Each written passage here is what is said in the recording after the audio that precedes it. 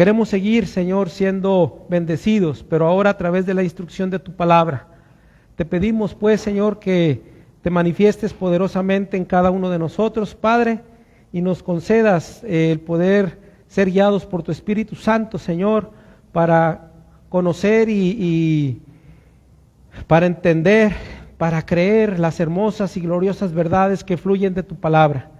Gracias, Padre, por el privilegio, pero también la responsabilidad que nos das de acercarnos a tu palabra. Lo hacemos con temor y reverencia, Señor, y también con un deseo genuino, Señor, de ser instruidos por ti, Padre. Te ruego, pues, que te manifiestes en cada corazón y que lo que compartamos, Señor, siga apuntalando, siga reforzando, Señor, la fe y la convicción de cada uno de tus hijos, y que podamos echar de mano de estas cosas, Señor, en cada momento de nuestra vida, Señor, para mantenernos fieles y firmes ante ti, ante tu palabra y ante el llamado sublime que nos has hecho en Cristo. Padre, ayúdanos pues, y te pido perdón por nuestros pecados y agradecidos también por el perdón de ellos. En el nombre de Cristo Jesús. Amén. Tome lugar, hermanos.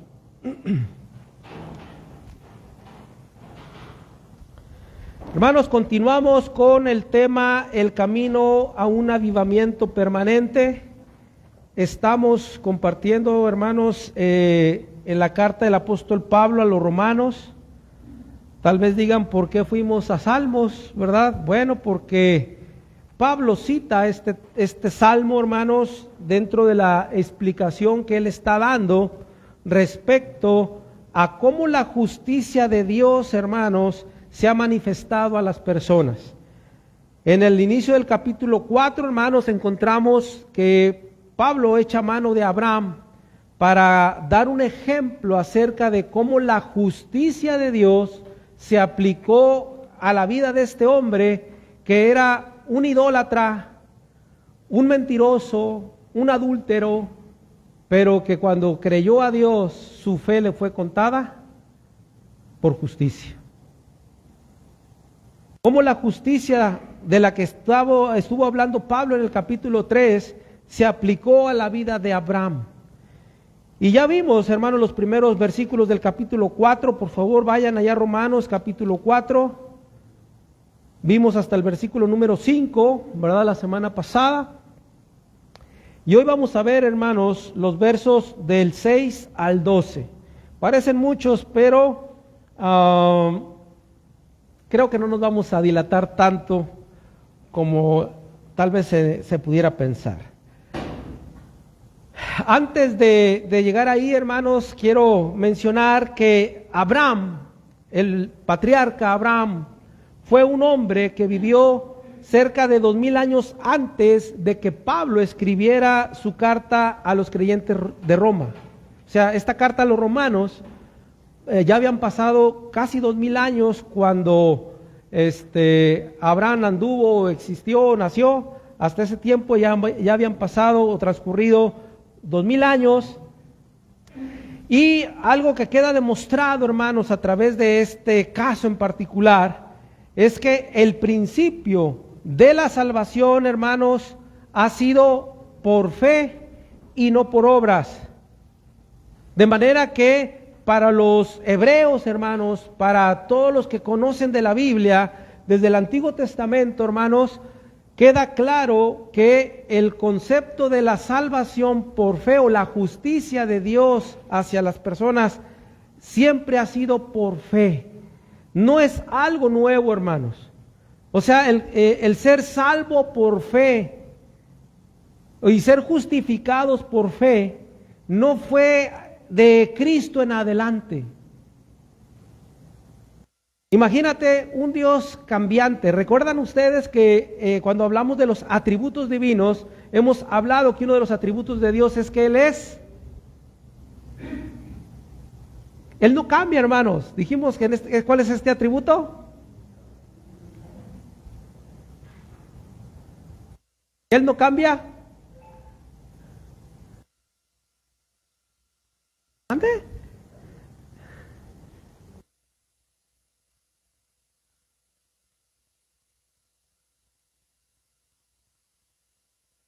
Inmutable. Dios es un Dios inmutable, Él no puede cambiar, Él no puede opinar una cosa primero y después otra distinta. No, hermanos, Dios ha sido el mismo ayer, hoy y por los siglos. De manera que si la salvación en el nuevo pacto ha sido por gracia a través de la fe, hermanos, en el Antiguo Testamento, ¿cómo era la salvación? Porque tal vez en algunos casos, tal vez algunos de nosotros pudiéramos pensar y decir, ¿cómo es que la gente se salvaba antes? ¿A través del cumplir la ley de Moisés? Si fuera así, ¿qué pasó con Abraham cuando él, hermanos, él todavía en ese tiempo, en el tiempo de Abraham, no se había escrito la ley? En el tiempo de Noé, en el tiempo de Enoc, ¿cómo pudieron estos hombres, que nosotros podemos pensar que ellos eran buenos hombres, hombres justos, que pudieron estar librados de la condenación eterna si no había ley que cumplir? ¿Cómo es que Dios pudo justificar a Abraham, hermanos? De acuerdo con la escritura que acabamos de ver, bueno, la semana pasada, versículo 3 de Romanos 4, versículo 3. Porque ¿qué dice la escritura? O sea, Abraham tuvo fe en Dios. Eso es creer en Dios, ¿no? O creerle a Dios. Abraham le creyó a Dios y su fe le fue contada por justicia. Por la fe fue justificado delante de Dios. Decíamos que para Pablo era meterse a un terreno muy peligroso cuando él hablaba de Abraham entre los judíos. Porque para un judío, hermanos, Abraham no solamente era el primer patriarca del pueblo de Israel, sino el hecho de que esta persona se consideraba ser un justo por méritos propios. O sea, que Dios lo escogió a él porque era justo, porque él era bueno. Cuando evidentemente, hermanos, no fue así. Por eso decíamos la semana pasada que Dios llama a Abraham de la tierra de Ur de los Caldeos, en donde en esa ciudad, hermanos, era una ciudad pagana completamente, en donde se adoraban ídolos, ¿verdad? Y se vivía de una manera muy disipada, de manera que Dios lo saca de ahí, como nos sacó a nosotros de nuestra vida de pecado y maldad, ¿verdad? Así igual. Pero Dios le dijo, sal de tu tierra y de tu parentela y vete a la tierra que te voy a mostrar. Y dice que él le creyó a Dios, ¿verdad? Ahora, este pasaje, hermanos, de que le creyó a Dios fue cuando Dios le promete un hijo, siendo que su esposa era estéril, él ya era grande de edad, y pues Dios le promete tener un hijo. Hasta ahí, hermanos, fue cuando Abraham ya estaba depurándose en su fe hacia Dios. No fue exactamente cuando Dios lo llama en Génesis 12, sino que en Génesis 15, cuando ya Dios le dice que va a tener un hijo y que va a ser padre de multitudes, es cuando él le cree a Dios y es cuando Dios le justifica por medio de su fe. Entonces, hermanos, Abraham era el primer patriarca hebreo. Él vivió 600 años antes de que la ley fuera dada. La ley que estableció Dios a través de Moisés para el pueblo de Israel. Por lo tanto, hermanos, Abraham no pudo haberse salvado por obediencia porque él nunca conoció la ley. Entonces, Pablo, queriendo dar todos los elementos para que se entendiera y se creyera en la justicia de Dios, la cual se tiene acceso a ella solo por la fe en aquel que justifica al impío, toma de ejemplo a Abraham. Que de hecho, hermanos, Abraham también es reconocido como el patriarca de los islámicos, de la religión islámica. Los que creen en Mahoma, los que tienen el Corán como palabra de Dios, nos conocemos como árabes, todos ellos son hijos también de Abraham o descendientes de Abraham, pero descendientes de Ismael, que es el hijo que tuvo Abraham con su sierva, o con la sierva de Sara, que era Agar. ¿Se acuerdan? Y si alguien no recuerda, le recomiendo que lea Génesis, va a encontrar esta historia. Bueno, resulta que el hijo de Abraham con esa sierva llamada Agar, que es Ismael, de ahí sale esta nación de los árabes, y es reconocido por ellos, ¿verdad? Abraham es reconocido por ellos como el padre también de su fe, ¿verdad? Así como lo hizo Israel en su tiempo. Nada más que Israel va en la línea del hijo que tuvo con Sara, el hijo prometido de parte de Dios para él, que era Isaac.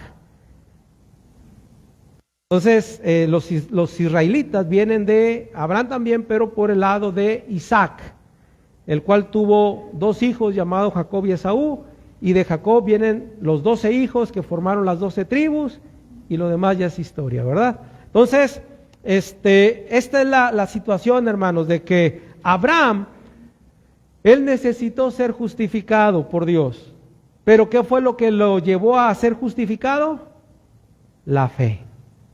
La fe, hermanos. No hay otra forma, no hay otro medio. Dios no puede cambiar. Él es inmutable. Si alguien pensaba que Dios salvaba en la era de la gracia por fe, hermano, déjame decirte también que Dios lo hizo igual en el periodo de la ley o en el periodo del Antiguo Testamento. Dios también salvó a todos los que creyeron en Él por fe y solo por fe. Y es lo que Pablo está queriendo demostrar aquí, ¿verdad? A través de este relato. Ahora, vimos en el mensaje anterior que Abraham no fue justificado por sus obras, pero sí por la fe en la gracia gloriosa de Dios, ese Dios de toda misericordia y de toda bondad. Ahora vamos a seguir adelante, hermanos, en los versículos del 6 al 8, pero aquí cambia un poco el personaje, aunque debemos seguir todavía el contexto. Está hablando de Abraham, pero toma una referencia de el rey David. Alguien que, bueno, leamos todos juntos, hermanos, Romanos 4, del 6 al 8, por favor. ¿Qué dice ahí?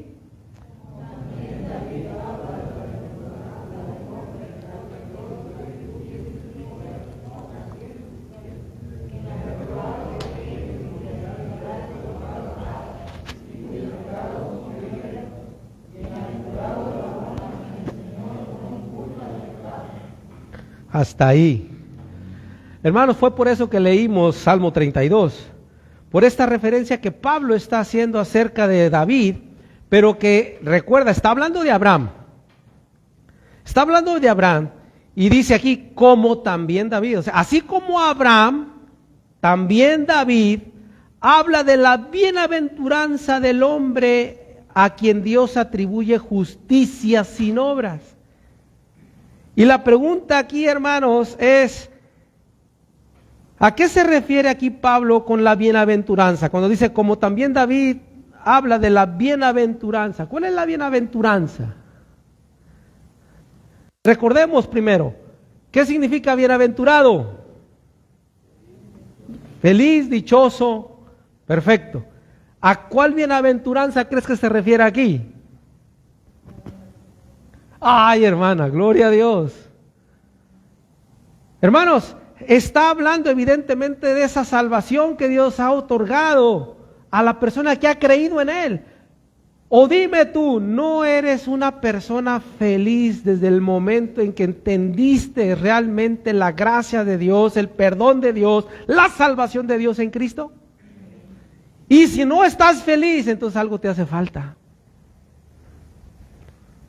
Te hace falta, hermano, realmente entonces creer. Porque una persona que en verdad ha creído, hermanos, en la justicia de Dios por medio de la fe en Jesucristo, hermanos, es feliz. Yo muchas veces lo he dicho, yo antes de casarme era feliz, hermano, no ocupaba casarme para ser feliz. Y me casé, ¿y qué creen? Ya se la saben, ¿verdad? Pues fui más feliz. Van a decir, no, se acabó la felicidad. No, fui más feliz. Pero ya feliz ya era, hermano, no necesitaba casarme, no necesitaba tener hijos.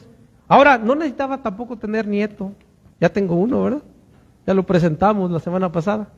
No necesitaba eso, no necesito una casa, no necesito dinero, no necesito nada de esas cosas para ser feliz. Y si antes llegué a tenerlas, hermanos, sin Cristo no tenía felicidad, nada. No podía ser bienaventurado. Y ningún ser humano lo es, hermanos. Muchas veces la felicidad de muchos se fundamenta en algo pasajero, algo terrenal, algo banal, hermanos. Pero pensar y creer en que tus pecados han sido perdonados y que tienes un lugar reservado por Dios por la eternidad en el cielo con Él, y que un día cuando mueras serás resucitado para reinar con Dios por toda la eternidad, hermano, ¿qué más felicidad quieres que esa? Y todavía el tiempo que Dios nos permita estar en esta tierra va a ser de bendiciones, de felicidad, de manifestaciones gloriosas de su presencia, hermanos. O sea, ¿cómo no voy a ser bienaventurado en este caso? Por eso, hermanos, el primer punto aquí es que Abraham fue bienaventurado al ser justificado. Se pasaron, eso, gracias. Abraham fue bienaventurado al ser justificado. Y David, David lo explica, porque ¿de qué está hablando, hermanos? Dice el versículo 7, bienaventurados aquellos cuyas iniquidades son perdonadas. ¿Qué mérito o qué podríamos hacer nosotros para que nuestro pecado fuera perdonado, hermanos? ¿Qué podíamos haber dado a cambio para que eso fuera, para que Dios nos perdonara? Y aún más, dice la Biblia que Dios, hermanos, echó al fondo del mar nuestros pecados. ¿Para qué dice? Para no acordarse de ellos. Y hermanos, hay una alabanza que hemos entonado en estos últimos años, sí, yo creo años ya, que declara una verdad bien interesante en cuanto a esto. Cómo Dios, dentro de otro rasgo de sus atributos, cómo Dios, siendo omnisciente, ¿sí sabe lo que es omnisciente, verdad? Bueno, que Él todo lo sabe, que Él tiene todo el conocimiento, toda la ciencia, toda la inteligencia, toda la sabiduría está en Él. ¿Cómo un Dios omnisciente decide olvidar tu pecado? ¿Puedes pensar en eso? ¿Cómo un Dios que lo sabe ha decidido olvidar mi pecado? No acordarse de él jamás. No sé qué te diga esto en tu mente, en tu corazón. Pero bienaventurado, ¿no? O sea, es felicidad. Una persona, hermanos, que de repente por una acción suya hay una consecuencia terrible, pero por alguna manera se te libra de esa consecuencia, hermanos. ¿No te sientes feliz, contento? Y más cuando la cosa se hizo de forma correcta, justa, bien. Hay una felicidad tremenda, hermanos, tremenda. Por eso decía aquí Pablo, tomando como referencia lo que había escrito David allá en el Salmo 32. Les recuerdo, hermanos, este salmo, el Salmo 32, fue escrito después de que David peca contra Dios a través de tomar por mujer a Betsabé. Betsabé era la mujer de Urías, uno de sus soldados, uno de sus valientes, que dice que él, en vez de ir a la guerra, se quedó en su casa y estando en la parte más alta de su palacio, salió a ver y vio a aquella mujer bañándose. Dice que él, en su deseo, en su lujuria, decide llamarla para estar con ella. El gran problema para David fue cuando pasó un poco de tiempo y le dice Betsabé a David: estoy embarazada. Dice que David empieza a mentir, hace traer a Urías para que llegara a su casa y durmiera con su esposa, como decimos nosotros aquí en México, ¿no? Para cargarle el muertito a él, ¿verdad? Pero dice que Urías, en un sentido de dignidad y de lealtad para con sus compañeros, él decía, yo no puedo estar en casa con mi esposa cuando mis compañeros están luchando y están muriendo. Envíame, rey, otra vez a la guerra. Y dice que David dice, está bien, lo manda, pero con un mensaje a su comandante. Y el mensaje era, ponlo en lo más recio de la batalla para que muera. Y ya entonces, ya viudita, pues ya se queda para mí, ¿verdad? Betsabé.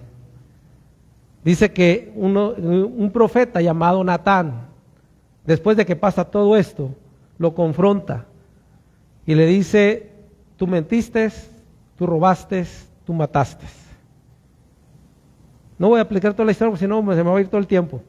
El punto aquí, hermanos, es que él, cargando un gran peso de culpa por todo su pecado, el Salmo 51 es el salmo en el que él expresa todo ese pesar, todo ese dolor, ¿verdad?, que él experimentó por su pecado. Pero el Salmo 32, hermanos, ya es cuando él ha recibido el perdón, cuando él experimenta el perdón. Y por eso, ¿cómo habla él? Bienaventurado, o sea, dichoso, es feliz aquel que ha incurrido en pecado, en iniquidad, pero ha sido ¿qué? Perdonado.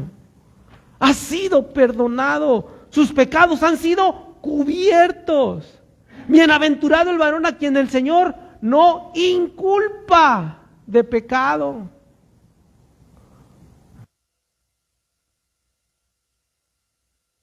Hermanos, de verdad que es una de esas alegrías, de esa felicidad tan grande y tan especial que no te puedes explicar cuando lo experimentas. No sé cómo fue en tu persona, pero de verdad, hermanos, es una de las alegrías más tremendas que supera por mucho cualquier cosa buena que te haya sucedido como humano. El haber recibido el perdón de Dios y la salvación en Cristo, sabiendo que lo único que merecíamos era el infierno, el castigo, la ira de Dios. Él decidió perdonarnos, hermanos, cuando le creímos. ¿Qué mayor felicidad que eso, hermano? No ha habido y no hay nada que se le compare. Claro, hemos pasado por momentos muy felices, muy dichosos, pero no comparables a la experiencia de haber sido perdonado y salvado en Cristo, hermanos. A mí muchas veces me conmueve, me motiva, me puede ciertas alabanzas en donde habla mucho de esto y me hace recordar mi vida, mi necesidad de Él y la alegría que siento, hermanos, de saberme perdonado, de saberme salvado, que no lo merezco.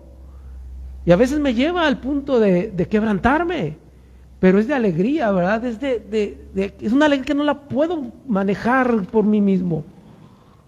Y fluye en algunas gotitas, no son de cocodrilo, hermanos, pero son lágrimas de gratitud, hermanos, de felicidad por lo que Él ha hecho. Y es algo maravilloso. Yo creo que si tú lo has vivido, que creo que sí, sabes de qué te estoy hablando. Y es una alegría, una felicidad que no se debe acabar, hermano. A veces parece disminuir, pero es a veces porque somos medio rebeldes, desobedientes, inconstantes, porque somos, nos permitimos el pecado en nuestra vida, dejamos de congregarnos, de orar, dejamos de obedecer a Dios, dejamos de adorar a Dios, y por eso empieza a disminuir todo eso.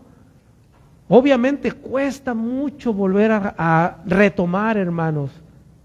Por eso no les recomiendo jamás que te permitas el pecado, que te permitas apartarte de lo que Dios nos ha llamado a hacer, que es orar, congregarnos, alabarle, ofrendar, predicar, tener comunión entre hermanos, o sea, todo lo que el Señor nos ha pedido, que no es gravoso, hermanos, de verdad que no es gravoso.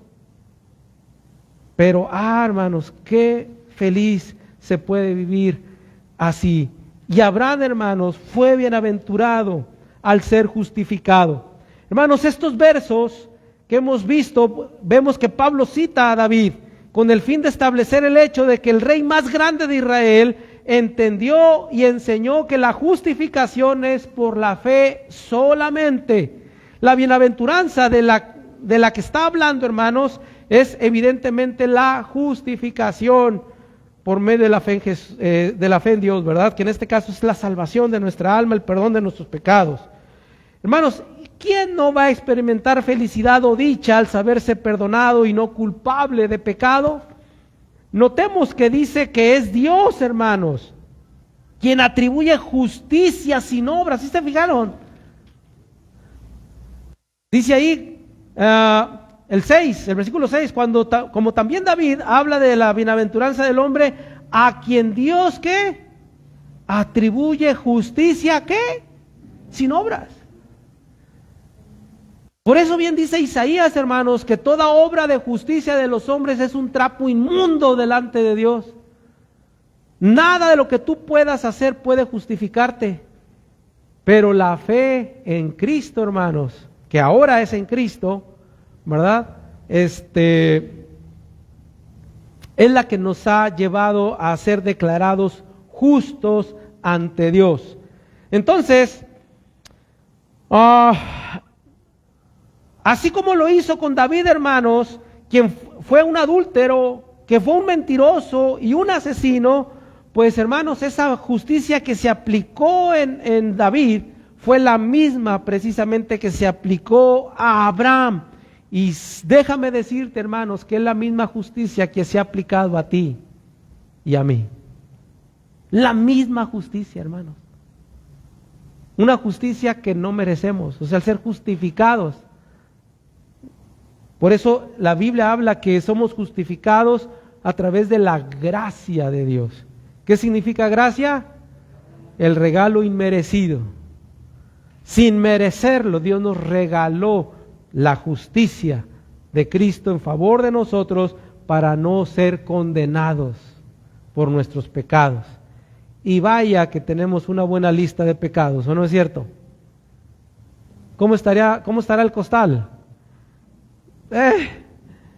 Pero sabes, si confiesas tus pecados todos los días, Dios es fiel y justo para perdonar tus pecados y limpiarte de toda maldad.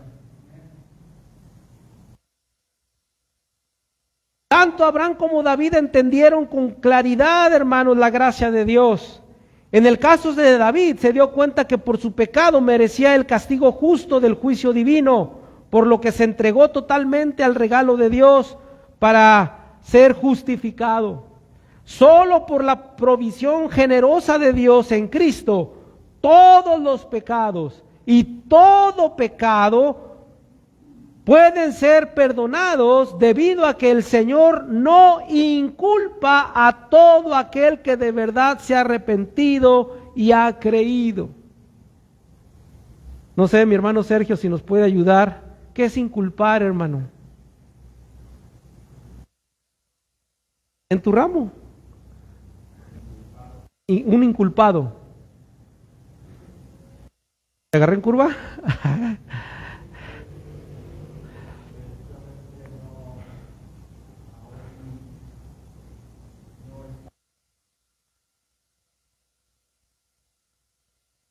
Fíjense, hermanos, y esto es algo interesante, ¿verdad? De acuerdo al diccionario, hermanos, bueno, tuve la chance de ir al diccionario. Inculpar significa dirigir contra alguien toda acusación por los delitos cometidos. Pero dice aquí la escritura que que en este caso el Señor no inculpa, o sea, no me acusa de lo que yo he cometido. No me acusa. No dirige contra mí la acusación de ser condenado, de ser merecedor del infierno, del castigo de Dios. Pero Dios, ¿verdad?, no me inculpa por cuanto me ha justificado por medio de Jesucristo. Es lo que Pablo está queriendo demostrar, hermanos. Y que este concepto no era nuevo, ya lo entendía bien David, lo entendió muy bien Abraham. Debemos entenderlo tú y yo también, hermano. Por eso es interesante, ¿no?, como Pablo está aquí, ¿verdad?, queriendo dar todos los argumentos para que se entendiera bien la salvación. Hermanos, hoy en día, y ahorita voy a hablar de esta segunda parte, porque ¿cuántas iglesias, religiones o denominaciones le agregan algo a la fe para decir que solamente a través de la fe y algo más se puede uno salvar? Pablo, hermanos, se está enfocando mucho a que se entienda y nos da todas las pruebas para que se entienda que la salvación es solo, única y exclusivamente por medio de la fe en Dios. No hay nada que se pueda hacer o añadir o agregar para poder ser salvo. O sea, yo soy salvo porque creí en Cristo, pero si obedezco. No, yo soy salvo si yo permanezco. No, yo soy salvo sí por fe, pero si me bautizo en el nombre de Jesús, dicen unos. Porque si no te bautizas en el nombre de Jesús, no hay perdón de pecados. Y no, yo soy salvo, pero si yo manifiesto la presencia del Espíritu Santo a través de lenguas o a través de ciertos dones espirituales. O sea, cada quien, hermanos, diferente el lugar, se le añade a la fe algo para pensar en que se puede llegar a la salvación. Mientras que Pablo, hermanos, lo que quiere demostrar firmemente que la salvación solamente es por fe en Jesucristo. Por eso, hermanos, todo aquel que ha recibido el perdón de sus pecados experimenta el gozo, la felicidad, una felicidad indecible que se desborda en una profunda gratitud y se manifiesta en acciones motivadas por un deseo y una convicción de querer honrar y de querer obedecer a Dios. No es que alguien te obliga, no es que alguien te forza o tienes un motivo fuera de el simple amor a Dios, en gratitud por todo lo que Él ha hecho por ti, por medio de su gracia bendita. Si no es esto lo que te ha traído aquí, no es esto lo que te motiva a ofrendar, no es eso lo que te motiva a vivir una vida como cristiano, hermano, entonces te hace falta.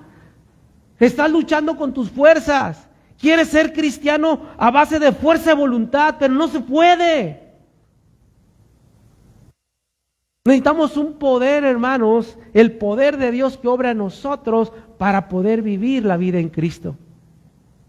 De otra manera no se puede, por eso para muchos aburre, cansa. ¿Cómo es posible que después de 10, 15, 20, 30 años, 40 años de conocer de Dios, yo pueda mantener el fervor, el gozo de vivir para Cristo, de honrar a Cristo, de servir a Cristo, si no es el poder de Dios en uno?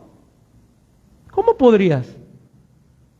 Somos personas que fácilmente nos fastidiamos y nos cansamos y generamos tedio, ¿verdad? O sea, ¿cómo se nombra? ¿Perdón? Apatía, pero también nos fastidia algo que es muy recurrente. ¿Cómo le llamamos a eso? Hay mucha monotonía, hermanos. Fácilmente nos cansamos de hacer lo mismo todos los días, ¿no? Es cansado, fastidia. Y venir, congregarme, leer la Biblia, orar, predicar, ofrendar, parece para muchos ya, bueno, al principio todo es nuevo, ¿no? Y todo genera expectativa y lo hacemos con gusto, pero ¿qué después de 15 años? 20 años, 30 años, rutina, gracias, esa era la palabra que yo quería encontrar. Se hace rutinario el asunto, ¿verdad? Y todo lo que causa rutina fastidia, ¿verdad? Pero cuando tienes los motivos correctos y las razones correctas, hermano, o sea, si lo que te motiva es Dios a través de su Espíritu, hermano, no te va a cansar nunca. Y es lo que puedes ver, cómo hay personas que después de los años que tienen de conocer a Dios, siguen teniendo esa pasión por Dios, ese fervor por su palabra, ese gozo por estar delante de Dios en alabanza, en adoración, sirviéndole y ofrendando y dando todo de sí para la gloria de Dios. ¿Cómo pueden hacerlo? Si la rutina cansa. Lo que pasa es que para el cristiano verdadero, no, la vida cristiana no es una rutina, es un deleite. ¿Oíste? Un deleite cada día. Cada día, todos los días. Volvemos, para el que no tiene este poder de Dios en él, sí cansa, hermanos. Pero para el que por gracia ha recibido esto, hermanos, bien dice el salmista, ¿cuándo vendré y me presentaré delante? O sea, tarde se nos hace para estar presentes, para glorificar a Dios, para aprender más de su palabra, para honrarlo como Él se merece. Y que mira que quedamos muy cortos, ¿no? Porque Dios merece mucho más que lo que le das o le ofrecemos. Pero bueno, lo que tenemos de eso es lo que entregamos, ¿verdad? Pero gracias a Dios porque Él no está exigiendo más que eso. Lo que tú tienes, lo que tú eres, eso da. No puedes, y me refiero no a dinero, por favor. No estoy hablando nada de cuestiones materiales. Bueno, vayamos a los siguientes versos, hermanos. Romanos 4, del 9 al 12, por favor. ¿Qué dice? Es pues esta bienaventuranza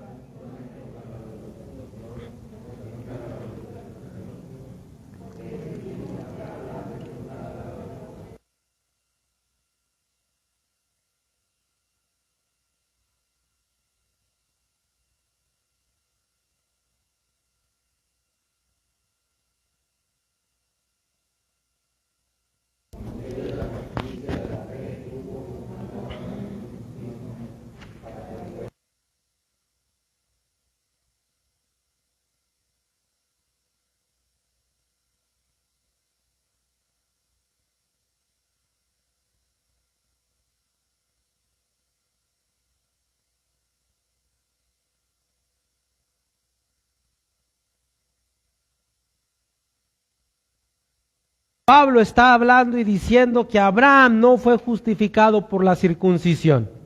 Pudiera algún judío recalcitrante decir, bueno, Abraham creyó a Dios, pero se circuncidó y eso le sirvió para ser justificado ante Dios. Lo que decía antes, ¿no? Gente que cree que tenemos que añadir algo. No puede ser solo la fe. Y en el caso del judío decían, es que la circuncisión es un elemento fundamental para la salvación. Es más, cuando el evangelio se empezó a extender, hermanos, por todas partes, los judíos creyentes o las personas que eran judías de nacimiento y que habían creído en Cristo, estaban recorriendo las iglesias de diferentes lugares, argumentando que era necesario que las personas que habían creído en Cristo fueran circuncidadas. Pablo se refiere a este grupo de cristianos como judaizantes. Y dice que los judaizantes decían que si tú no te circuncidabas, no podías ser salvo, aunque hayas creído en Cristo. Por eso Pablo, hermanos, se ve en la necesidad de hablar de esto. Y les dice a los creyentes, tanto judíos como no judíos en Roma, les dice que, que Abraham fue justificado sin haber sido circuncidado. Este juego de palabras que está usando Pablo, que yo creo que está, bueno, a lo mejor para mí digo que está claro, pero no sé para ustedes. Pero Pablo está hablando con tanta claridad aquí en el sentido de que Abraham no necesitó de la circuncisión para ser salvo o para ser justificado por Dios. Como tú también no necesitas ser bautizado para ser salvo, no necesitas ofrendar para ser salvo, no necesitas perseverar para ser salvo, no necesitas ser obediente para ser salvo, necesitas fe para ser salvo. Y aquel que es salvo por fe, hermanos, pues es obediente, es fiel, persevera, ofrenda. O sea, el resultado de salvación se ve en todas esas obras. Pero es el resultado, es el fruto de esa salvación. No es el medio, sino el fruto. Por eso dice en Efesios 2:10, somos hechura suya, creados en Cristo Jesús para buenas obras, las cuales Dios preparó de antemano para que andemos en ellas. Entonces, si yo pienso que necesito algo para poder ser salvo, miren, a veces citamos 2 Corintios 9:7. ¿Cuál es, hermanos? ¿Cómo dice?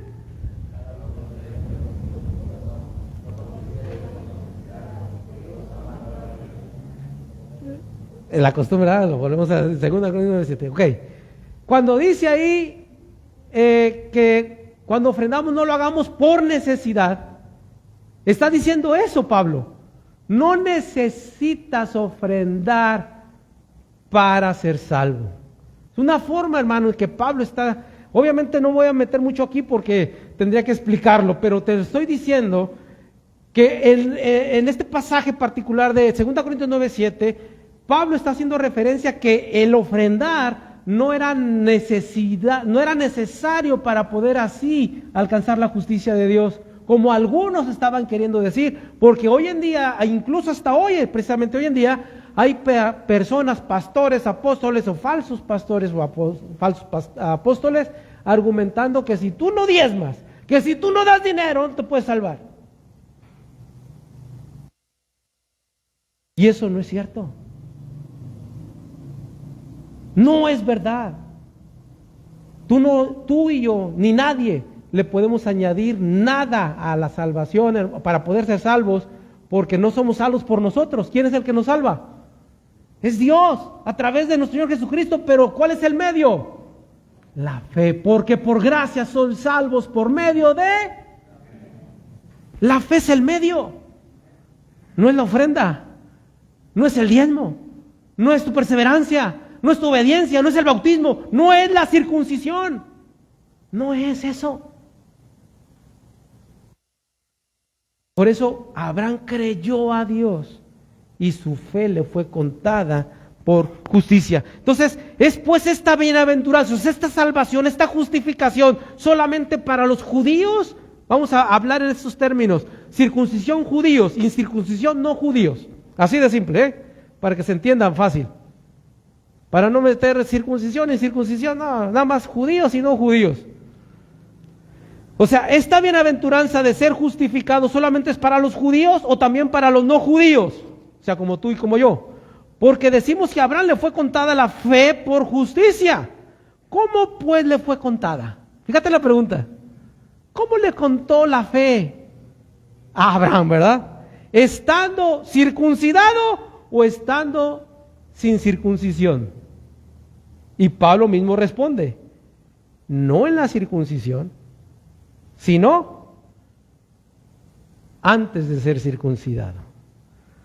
O sea, Abraham no tuvo que ser circuncidado para poder obtener la justicia de Dios, solamente necesitó fe. ¿Sí está claro, hermanos? Qué interesante, ¿no? Y dice, y recibió la circuncisión como señal. Es solamente señal. Es como tú y yo cuando nos bautizamos. Por eso esos que dicen que necesita ser bautizado para perdón de pecados es un error doctrinal, porque solamente, hermanos, cuando nos bautizamos el bautismo es una ¿qué? Señal. ¿De qué? De que yo soy salvo por la gracia, de que yo he sido justificado por la fe en Jesucristo. Pero es una señal, nada más. Un símbolo. Lo dice ahí mismo, ¿no? Como señal, como sello de la justicia de la fe que tuvo estando en incircuncisión, para que fuese padre de los creyentes, tanto de los no judíos como también de los judíos, ¿verdad? A fin de que también ellos, o sea, de los no judíos, la fe les contara por justicia, o sea, fueran justos solamente por fe. Y padre también de la circuncisión, o sea, de los judíos, para que los que no solamente son de la circuncisión, sino que también siguen las pisadas de la fe. ¿De qué se trata? ¿Pisadas de qué? De la fe que tuvo nuestro padre Abraham antes de ser circuncidado. Qué interesante, hermanos. Fíjate, qué claro está. A veces estos pasajes pocas veces se hablan, ¿verdad? Pero mira qué riqueza tienen. Hermanos, muchos judíos creían que la salvación se basaba en su obediencia a Dios por el hecho de ser circuncidados. Por lo tanto, su seguridad eterna descansaba sobre este rito, ya que se veía como la marca del favor de Dios. Es por esto que Pablo hace la observación de que Abraham fue justificado por Dios antes de ser circuncidado. El apóstol, pensando en que iban a objetar su declaración, se adelanta al decir que la fe más la circuncisión, hermanos, le había justificado a Abraham. Él como diciendo, ustedes me van a decir, bueno, la fe, pero más la circuncisión fue lo que justificó a Abraham.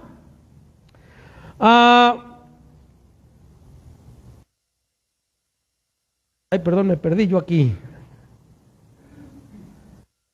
Por eso él pregunta aquí, ¿le fue contada su fe estando circuncidado o incircunciso?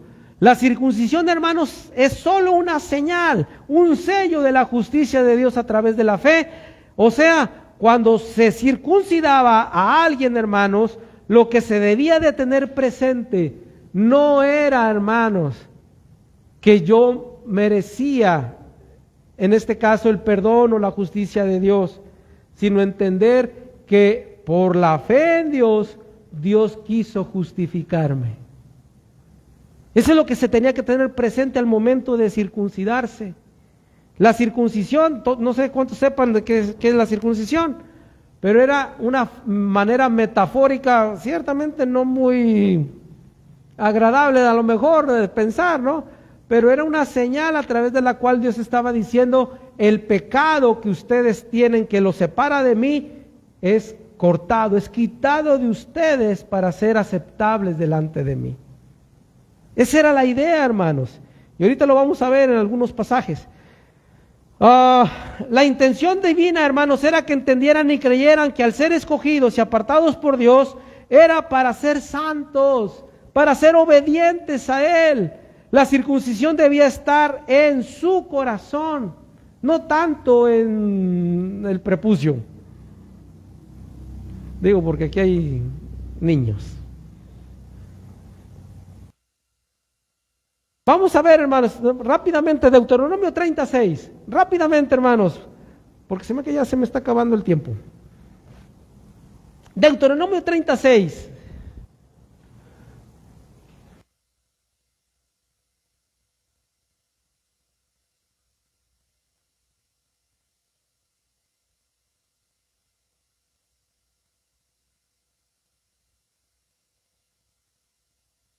¿Qué se tenía que circuncidar, hermano, realmente? El corazón. La idea de circuncidarse físicamente, hermanos, tenía como propósito el hecho de que el judío entendiera que Dios le ha quitado el pecado para que vivan en santa y piadosa manera de vivir para gloria de Dios. Y tenían que creerlo, nada más. Pero ellos llegaron a entender que porque estaban circuncidados, ellos ya eran hijos de Dios en automático. Como sucede con el católico romano, ¿no? Que piensa que cuando son bautizados, ahora ya son hijos de Dios. Ahora sí ya son hijos de Dios. ¿Ah? Mientras dicen que son como animalitos o como que tienen un demonio, ¿verdad? O no sé qué dicen la gente. Pero el bautismo no te hace hijo de Dios. Es una señal, un símbolo de que has sido adoptado como hijo de Dios, sí, pero no es el acto. Y es lo que está diciendo ahí. Miren, todo hijo varón en Israel era un testimonio de que los corazones de los hombres necesitaban ser circuncidados. En otras palabras, ser limpios de pecado. Limpios espiritualmente. Vamos a ver unos pasajes más, hermanos, por favor. Romanos 2, 28 y 29.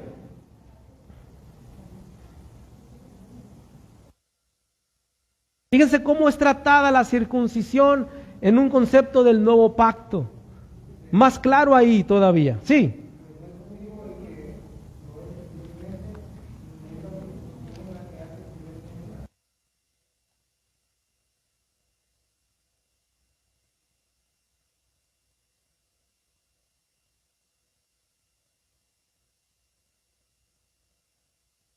¿Qué tal, hermanos?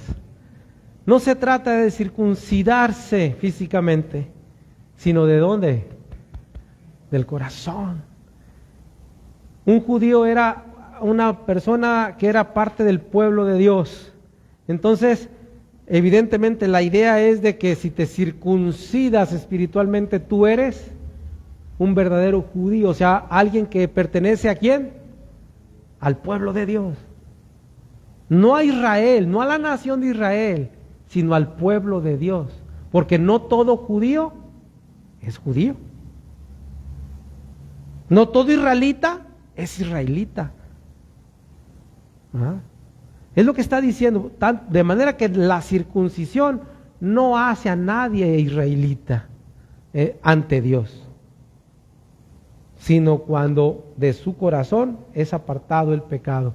¿Y quién quita el pecado sino Dios? Solo por medio de la fe. ¿Verdad? O sea, esa es la situación. 1 Corintios 7:19, hermanos. 1 Corintios 7:19.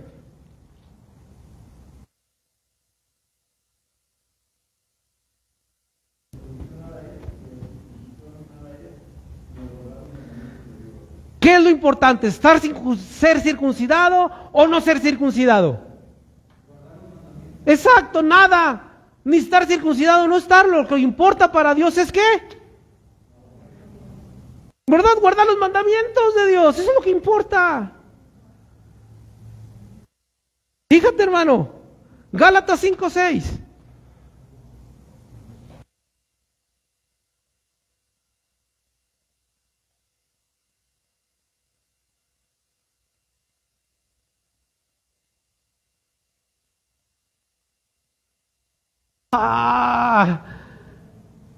Lo que importa, hermanos, es la fe.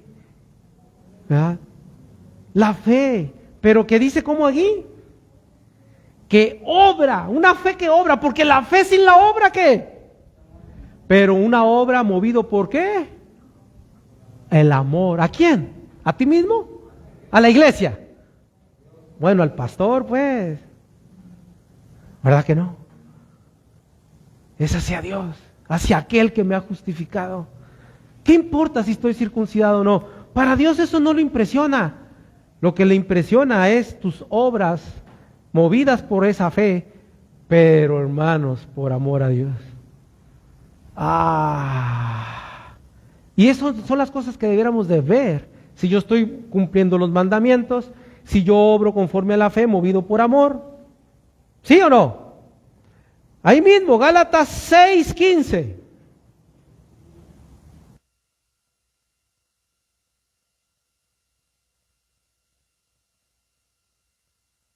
¿Qué es una nueva creación?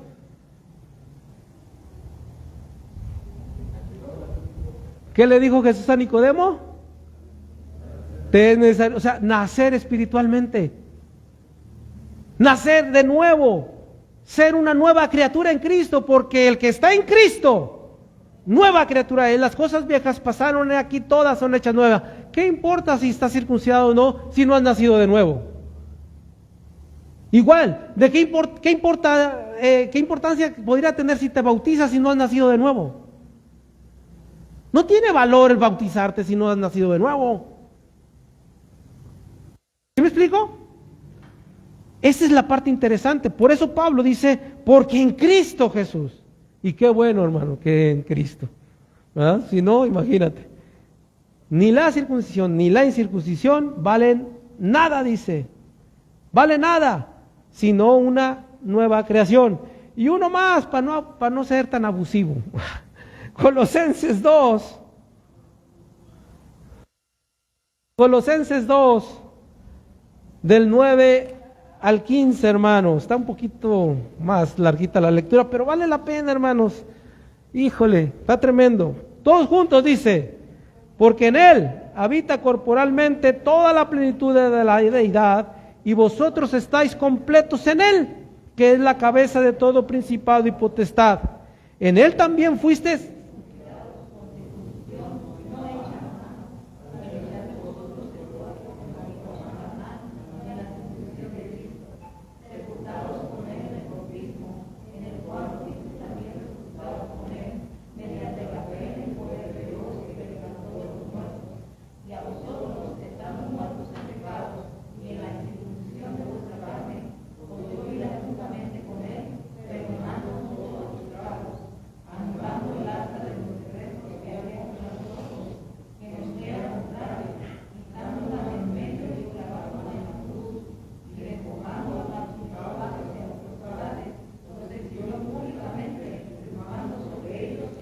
Gloria a Dios. Por eso no pude escoger un solo pasaje, hermanos. Es que este estaba bastante bueno. Bastante bueno. Qué importante. Todo creyente, hermanos, ha sido circuncidado. Y aquí como que está medio raro, ¿no? ¿Cómo las mujeres van a estar circuncidadas? Sí, pero de su corazón. Amén. De su corazón, hombres, mujeres, niños, ancianos, quien sea, en el tiempo que hayas llegado a Cristo, ha sido circuncidado de tu corazón. Se ha apartado de Dios, apartó de ti, cortó de ti el pecado que te condenaba y te ha hecho justo ante Él por la fe y solo por la fe en Jesucristo. Aquí la pregunta, ¿lo crees? ¿Crees estas cosas? ¿Crees en la palabra de Dios? ¿Le crees realmente a Dios? Esa es la parte importante, hermano. Porque no importa lo que yo te diga, ni la forma como te lo esté diciendo, sino si tú estás creyendo en lo que Dios está diciéndonos aquí. Esa es la parte importante. Por eso termino. Algo que es claro en todo este tema, hermanos, es que Abraham caminó en fe con Dios. La circuncisión, hermanos, no ayudó para ser justificado, ni la circuncisión es obstáculo para ser justo ante Dios, sino la fe puesta en lo que Dios dice y en lo que Dios ha hecho a través de Jesucristo. No se trata de realizar un rito, hermanos, ni hacer alguna obra, ni de cumplir con alguna exigencia divina, sino de creer y de creerle a Dios. De eso se trata. De creer en Dios, pero sobre todo creerle a Dios. Así es que no sé si tú estés pensando en que necesitas algo más para poder pensar en que puedes ser perdonado por Dios. ¿Se acuerdan? Antes era muy común que había que hacer alguna penitencia pensando que pidiendo perdón y cumpliendo con la penitencia se podía recibir el perdón del pecado. Algunas hasta eran autoimpuestas, ¿no? Me voy a poner de penitencia, irme descalzo de aquí a quién sabe dónde y ponerme una penca de nopal y cada quien se ha puesto sus propias penitencias, pensando que su sufrimiento contribuye para que Dios le perdone sus pecados. Pero Cristo ya sufrió por ti la ira de Dios. Cristo ya sufrió la ira de Dios por ti. Nada más necesitas creerle a Él de todo tu corazón. Y si lo haces, eres bienaventurado por haberle creído. Y no necesitas nada más que agregar para saber que eres salvo por la fe en Jesucristo. Así es que, de verdad te animo a que reflexiones profundamente en estas cosas. Tiene que ver con tu fe, con tu alma, por la eternidad. Créele a Dios. ¿Qué ha impedido que le creas a Dios?